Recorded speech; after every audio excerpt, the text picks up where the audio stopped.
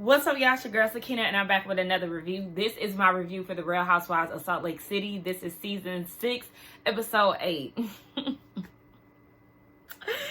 Your girl has a bit of good news to share with you all. I got a job! Yeah, I finally got a job. I am back with my former employer. I will not say their names on here, but if you follow me on social media, you probably have a good idea of who I used to work for. I might have mentioned it, on my videos after I got laid off. I don't know, but yes, I am back into the corporate world, back on my corporate baddie-ish, on my remote-ish, okay? We are back. We are making more money, and I am extremely grateful, y'all. It's been 10 months. It's been 10 months. I got laid off in January. And here we are in the 10th month of, 11th month now.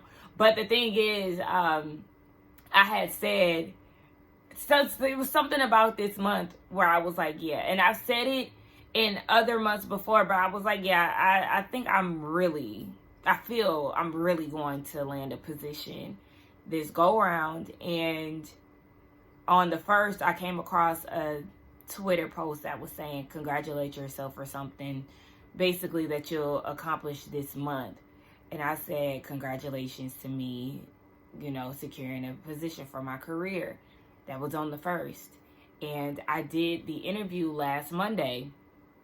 One of my former coworkers from another department, she had told me about her current department having an opening. So she sent me the information and I applied and got the position. I was so nervous too, y'all. I was so nervous because, I interviewed really well. I did. So it wasn't the interview part that had me nervous. It was the fact that yesterday my coworker had texted me and was like, hey girl, or on Monday she texted me and said, did I send a thank you email? I don't know why I always forget to send that dang on thank you email. And I'm like, no, I didn't. So I started, just kind of overthinking it and getting upset with myself for not doing it. I end up sending it, on Monday anyway, but it was a week. I had interviewed last Monday and then I sent the thank you a week later, this Monday. So I was kind of stressing out about that, but I went for a walk and cleared my head. So it kind of left, it left my mind after that. So yesterday I'm on a 3-way call with my mom and my aunt. But I have a MacBook, so I was talking on my laptop. So my phone was over on my dresser. And I was doing something and I just so happened to look up and I seen that I had an incoming call according to my laptop. But it didn't make that incoming beep noise. So had I not looked up, I would have missed it. So when I seen it, I had looked over at my phone and I seen beep calling me. So I'm like scrambling, trying to figure out if my phone is going to transfer from my laptop or not. I'm like, oh my gosh, I don't know. So when I had picked up the phone, the lady was like, I want to talk to you, about some things. And in my mind, I'm like, bitch, I got it. But in my head, I'm also like preparing myself for the rejection because, this job hunting thing, it's been a lot of no's, a lot of rejections along the way. So she was like, yeah, we want to offer you, the position. I said, are you serious? And she was like, yes. And she started laughing. She was like, I love that reaction. Like, girl, yes. Do you know what I've been going through? I really haven't been going through that much, honestly. But it was just the fact of I was ready to get back to work. Especially because at this point, the money was starting to dwindle. I will say I have been supporting myself throughout this entire thing. A lot of y'all know that I am still at home, but I haven't really asked my parents for too much. They have helped along the way.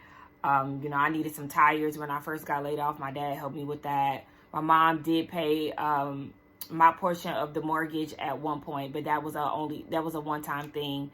Outside of that, I've been getting it on my own, and I didn't have to DoorDash, Uber, didn't have to do any of that stuff. I solely just been relying on me.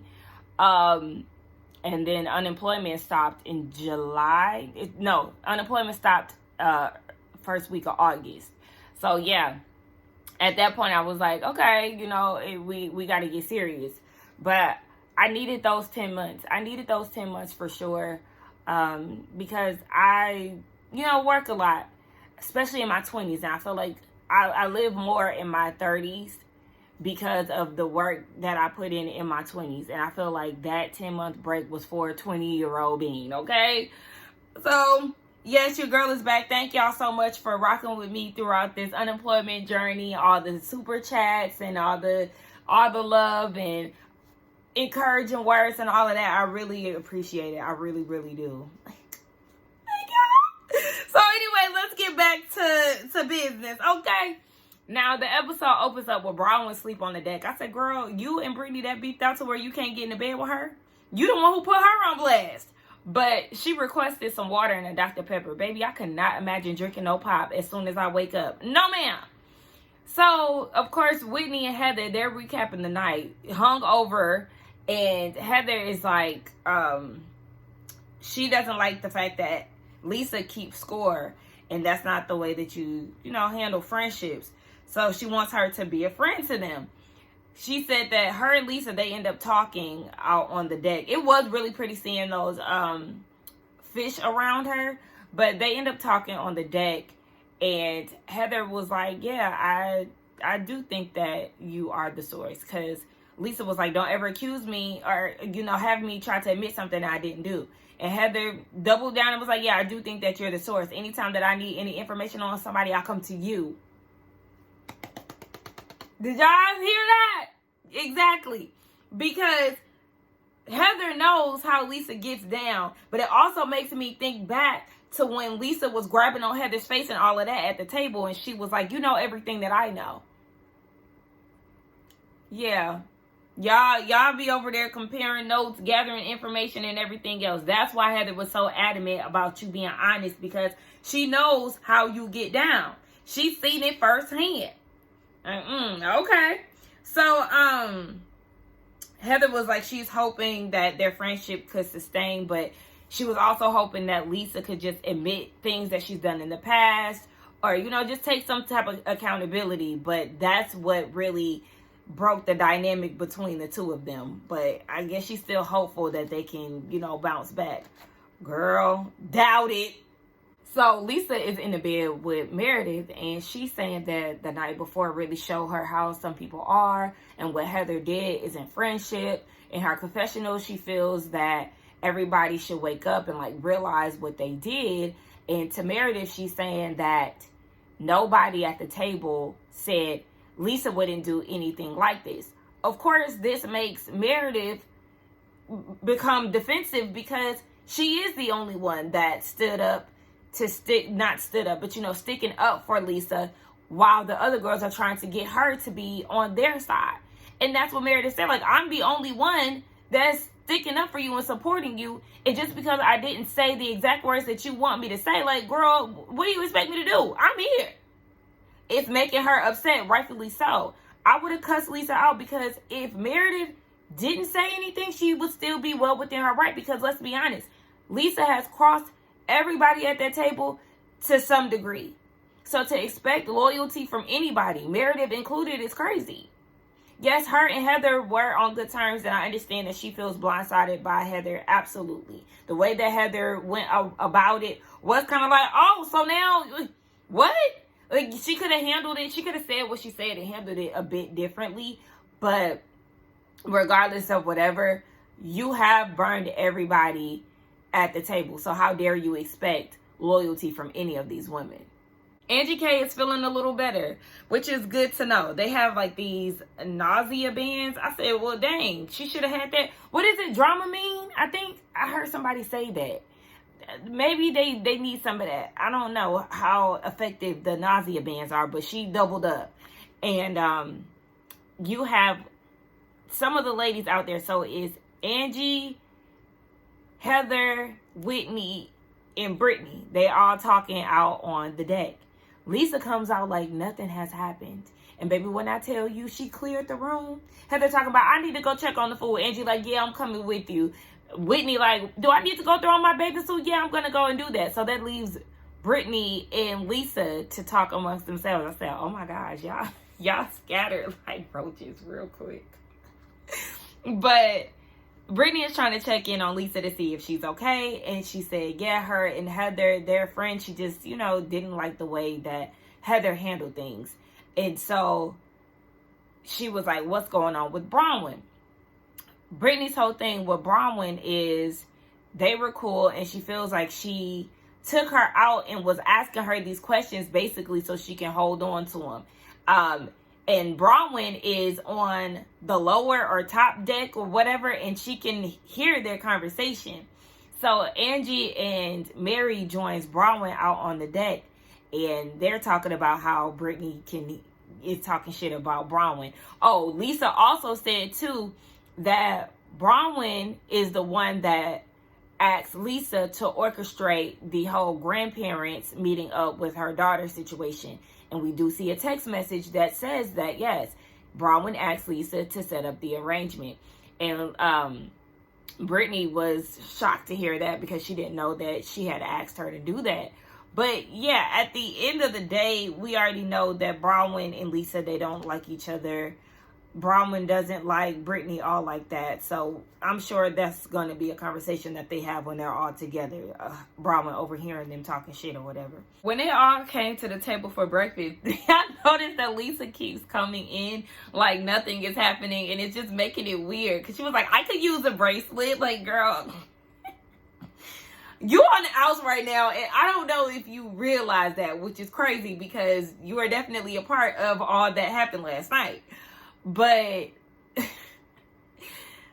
Bronwyn is trying to give her room, or trying to get into the room with Angie and Mary. Mary shut that shit down so quick. Absolutely not. Two is company, three is a crowd. You will not. Like, you can sleep with Brittany. And Brittany was like, you can sleep with me. So then Bronwyn was like, no, I don't want to sleep in there. You was trying to sleep with every crew member. Like, no, she don't want to sleep in them sex sheets. And so she was like, yeah, because you was trying to get with, anybody who would take you. And so they did the flashback of Brittany talking to the captain and trying to get a tour or whatever. And Bronwyn was like, was you not trying to get away or, go away with Captain Jack or whatever the hell, Captain Jason? So then Meredith was like, they said that he was coming out of your room. Brittany said, why are you talking to me? Period. Bitch, you threw some water in my lap last night. And you had all that smoke from me having your little seizure and shit. And you want to try to talk to me? Don't talk to me about nothing. But also, wait.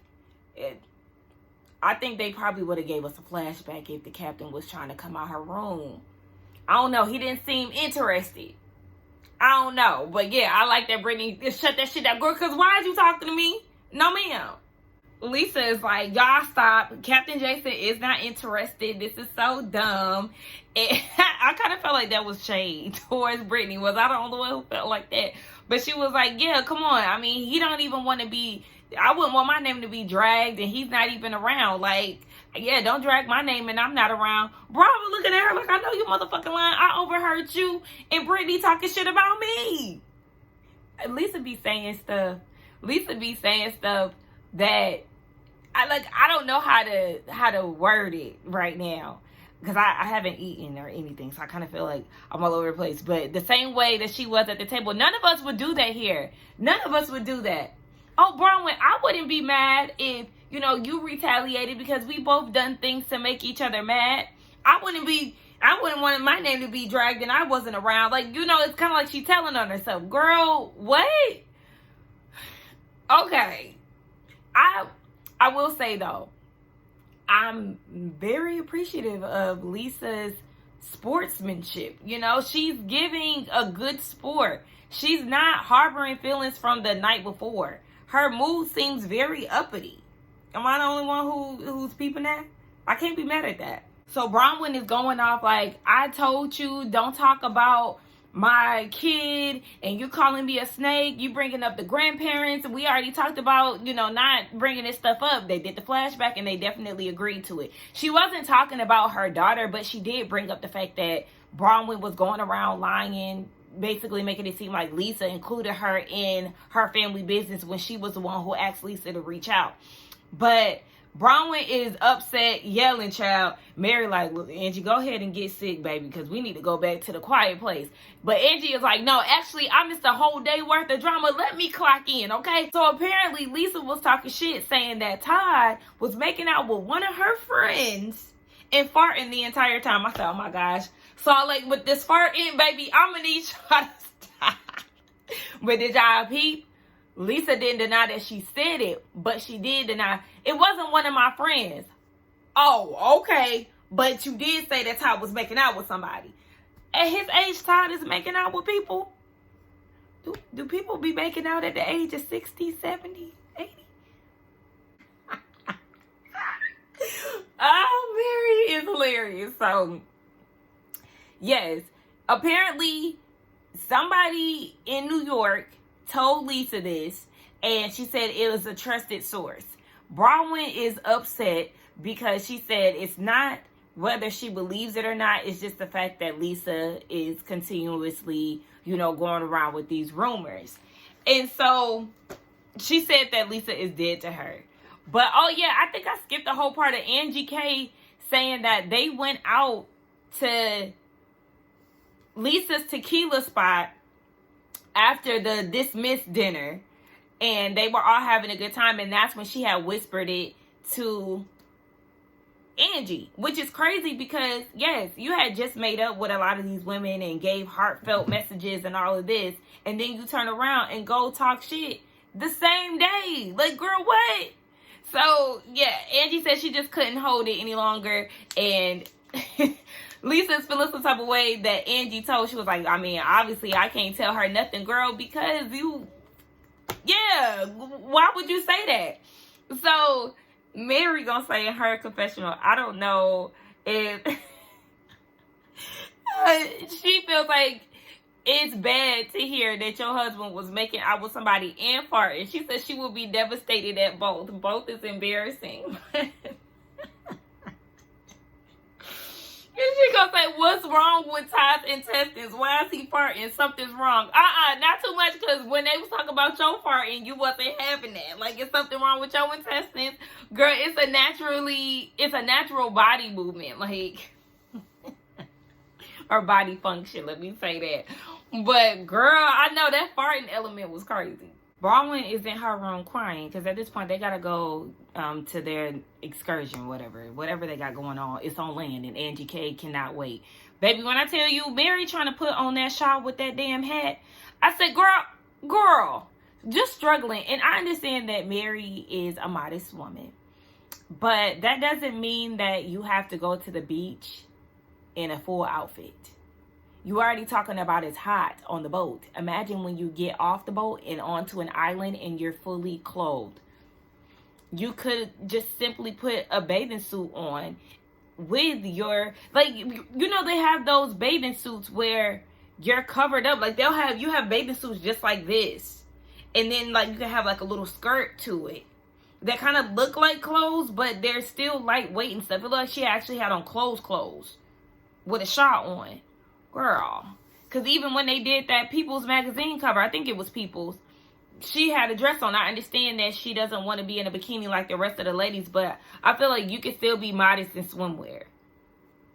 Anywho, yeah, Bronwyn, girl, you already know that you can't talk to your husband about this, and this is something pertaining to him. He gave you clear instructions. Don't come back talking that bullshit about what Lisa's done, because he's had enough. Yeah, so you're going to have to eat this one up, bottle it inside, do whatever you got to do, because your husband ain't going to be here for it. I'm interested to see if she's actually going to tell him, though, because this is something that is directly said about him. So they get to the beach. Y'all seen Brittany slap them 2 men and 2 workers on the ass with her paddle? Absolutely not. Because if a man did that, sexual harassment. No, ma'am. Thirsty ass. So at this point, Angie pulls Bronwyn to the side. Angie feels like she hasn't been the supportive friend to Bronwyn as she should, and she felt really bad about saying what she said, but she just couldn't let Lisa get that off. So Bronwyn is like, I take this time to reflect on how I handle certain situations. And she over there getting a massage. She don't care. Baby, listen, you and Angie feel the same way about Lisa and how y'all feel bad or, reflect on how y'all handle situations. And Lisa just goes about her day. She don't care. And y'all need to start learning how not to give a fuck about what she got going on either. Like, get her together and move on. Because y'all see, she done woke up the next day like nothing happened. I'm going to need y'all to have that same thing. But also, give her the energy that she deserves. Just don't give her too much time. Lisa has a conversation with Mary basically about how Meredith supports her in private but not in public. And Meredith comes into the conversation and she was like, I support you in both ways. Like, I think it's wild that everybody's interested in how I support you. And Mary was like, it's not wild, it's bizarre. Girl, that's a synonym. That's a synonym. That's the same thing. But in her confessional, Mary gave us a new look. It actually, I think it was the look that Ashley had on their trip in Potomac when they went to the islands. At the catfish dinner. Okay? Yeah, I think Ashley had on the same dress. But Mary looked good. But in her confessional, Mary is sticking up for Lisa and feeling like Meredith needs to show up for her more if they're friends. But my thing is, what else do y'all want from Meredith? I feel like she is giving Lisa the support. She's not being the biggest stan. She's not being the biggest cheerleader, but she is doing just enough to let y'all know where she stands in the situations. And just like Meredith said, if I don't agree with something, I'm not going to defend it. I'm not going to stick up for you. Like, girl, what? Like, girl, you about to activate Meredith. And honestly, I wouldn't be mad if she went off on you. Because, again, Meredith doesn't owe Lisa any loyalty at all. And I wish she would just say that. Like, don't forget that you've done me wrong. And yes, I've forgiven you. However, I'm not always going to agree with everything that you say. So Mary is just like, I'm tired of y'all running with the narrative that I'm not there for Lisa. Like, girl, you keep at it, you gonna see what it really look like when you don't have nobody on your side like I do. So Mary was like, you're not a good friend. Oh, girl, what? Mary tells her that she's not a good friend. And basically she needs to go out in the ocean and find something better to do. Find a story because she's a snooze fest. Mary. I feel like Meredith does what she needs to do in support of Lisa. Like I said, she don't be loud and proud. You already know how Meredith is. I'm going to actually be on Meredith's side when it comes down to this. Now, she pissed me off with the Britney thing, but I'm on her side when it comes down to this. Y'all can't keep asking or questioning her loyalty when it comes down to Lisa because she is actually showing up. It might not be in the way that y'all want her to show up, but again, don't forget, she was also crossed by Lisa too. So she gonna be in support of her the best way she knows how. Like, girl, what? Mary, she need to find a good story to tell because she a snooze. She ain't lying though. Meredith, she told me I'm a very interesting person or whatever. She said, girl, you're not that interesting. You actually are a snooze fest. But I think that Mary was out of order for trying to get you together. Because no. I'm going to keep it a buck. This little beach visit is giving low budget. How we on a super yacht and we ain't got no cabanas on the beach? We sitting on beach towels. And we got to make our own fun. They over there playing Never Have I Ever. Brown would talk about she peed in the ocean twice today. Yeah, man. White people dirty. White people be dirty. No offense to all the white people that watch my stuff, but that's some white people shit. But outside of that, Heather gonna say, never have I ever kissed somebody while farting. Girl, too soon! While she's sitting there talking about she likes the, relationship that her and Bronwyn building, and she hates that she was committed to being annoyed by her for so long. Well, you see what happens when you follow along with Lisa's plan? Yeah, you start liking people and taking on beefs that don't got nothing to do with you. Whole time Bronwyn is a vibe to you. Yeah, lesson learned, I'm sure. Y'all think Lisa got vertigo? Y'all seen that? Like, her mouth look, you can see like the patches on her skin. But, yeah, it's giving she got vertigo. That was another thing, too. Like, the deckhands are giving out the massages. Girl, if y'all don't have a masseuse at this beach somewhere, y'all need to be visiting like a resort side or something where you can get the amenities from the resort. That just gave a tinge of low budget a bit. I don't like that. But they played a fun little game. Of course, Mary was on the sidelines watching. Mary, I'm going to need you to get up and participate now. Granted, we accept, or let me say, we appreciate where you have come versus where you were previously in engagement. However, I need a little bit more. I need you to be running up and down the beach with the rest of the girls. You ain't that old. Y'all around the same age group. Bronwyn decides to have her and Angie go to Whitney's room in these inflatable outfits, right? Bronwyn is a shark. Angie is a seahorse. So they coming out the room into the hallway and the door slams on Angie's hand. So she lets out this big scream. And it's so hilarious because even though she's bleeding, she like, you know what? I came too far. Like, you know, I'm going to thug it out. But her finger is bleeding and her seahorse is deflating. It was just so much. One, her putting on the inflatable and then for it not to be inflated. It was so hilarious. But look, Angie has gone through it when it comes down to this yacht. She's been vomiting, and then her nail is broken. Poor Tink. She's been going through it. She said she a liability and she ain't lying.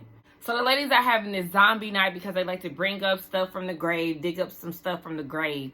It's a fun little thing. Even the staff is a part of it and all of that good stuff. So they were asking if anybody had checked in at home. Bronwyn said yes. She told Gwen and Todd what was going on. And, of course, they're not happy about it. Todd is wondering why he's always the topic of discussion or why any husband is the topic of discussion. And Lisa apologizes and says she would never talk about them again. I said, girl, you already said that. You already said that, and then you did that. And Bronwyn is like, okay. And in her confessional, she said it's rude to not acknowledge somebody when they're speaking to you. So she acknowledged, but basically she is not accepting this apology. So that is what it is. I was very shocked that Lisa was willing to apologize rather than overreact and get the party started. So, you know, listen, Lisa, I'm going to give her props for the way that she's handling things this next day. Okay? I can't be mad at that. No over-explaining, no exaggeration, no hooting and hollering, crying and walking off and all of that. So, hey, shout out to you for that. Now, the boat is apparently rocking. I said, oh, gosh. Is my girl Angie going to start feeling seasick again? No, it was actually Brittany. Now, was I the only one who was feeling like Brittany wasn't really throwing up on the side of that boat? Because, girl, why do you have a glass in your hand? And she was doing all of this, but nothing was coming out. I mean, I'm sure they wasn't trying to show her throwing up on camera, but we seen Angie throwing up. I don't know. It kind of gave a little fake.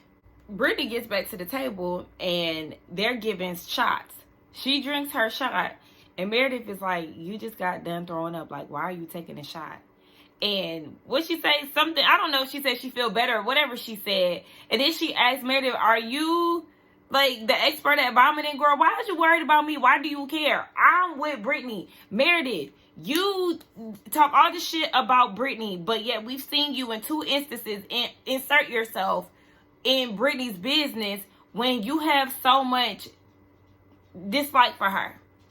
And Brittany is like, all right, well, bitch, you want to sit here and start with me? Let me go ahead and start with you. I seen some shit on TikTok today about your husband's indiscretions. I said, oh. Well, Meredith, you wanted the party to get started and Brittany helped. So apparently this TikTok is about how Seth got a mistress in Columbus and some woman was the Uber driver, so she has proof of it or whatever the hell. And of course, Meredith is denying this. No, my husband does not have a mistress. We are in a monogamous relationship.